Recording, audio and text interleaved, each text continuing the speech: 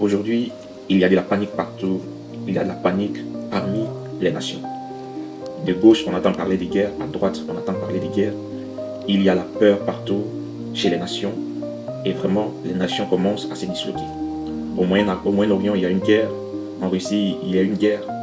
Et même parmi le monde religieux, il y a vraiment des questions qui se posent. Et parmi ces questions, beaucoup diront que non. Est-ce que ce n'est pas la fin?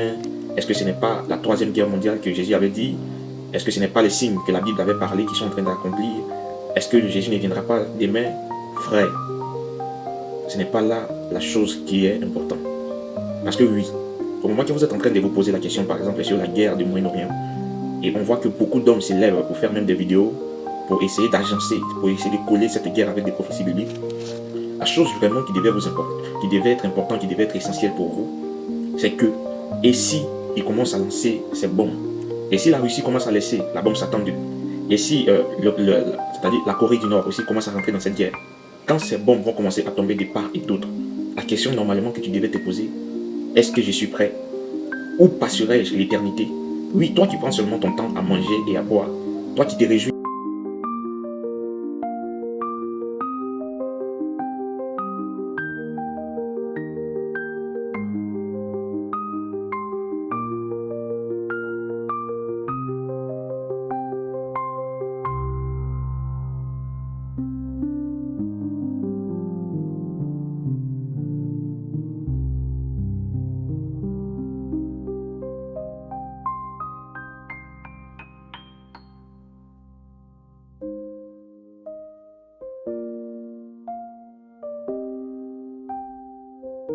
Vous avez des anges de miséricorde.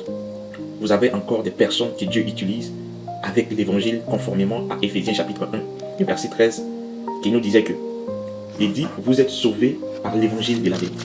Il y a encore des hommes sur cette terre ici qui prêchent cet évangile de vérité, qui se mettent dans les carrefours, qui se mettent dans les rues et qui vous disent chaque jour, chaque instant, Jésus vous aime, Jésus t'aime, donne ta vie à Jésus.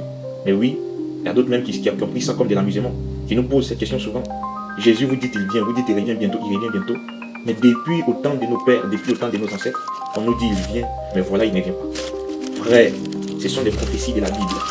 L'Écriture dit pour ne pas que vous ignorez ces choses. Au temps de la fin, il doit d'abord s'élever de mon cœur. Maintenant, ce qui nous concerne, j'ai lu ça dans le livre de Actes chapitre 1, verset 7. Qu'est-ce que le Seigneur Jésus-Christ nous dit?